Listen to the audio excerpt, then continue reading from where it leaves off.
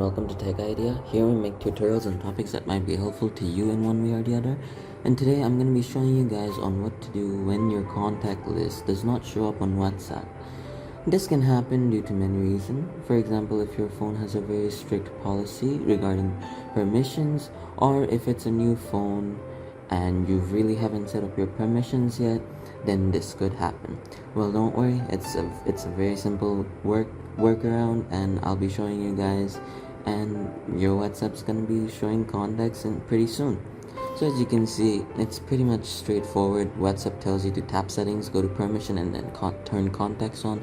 So we're gonna be exactly doing that. We're gonna be pressing on this settings button.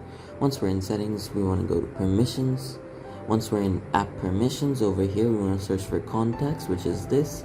Once we're in contacts, we just want to press on allow and then go back.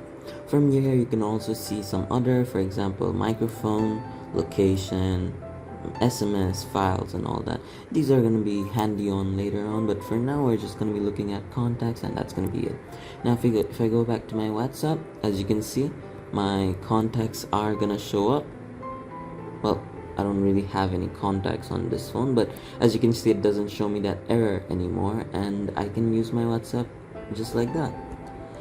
Thank you so much for watching this. If you found this tutorial helpful, please drop a like, and if you want to see more tutorials like this in the future, don't forget to hit that subscribe button as well as that notification bell. Thank you so much for watching. Bye bye.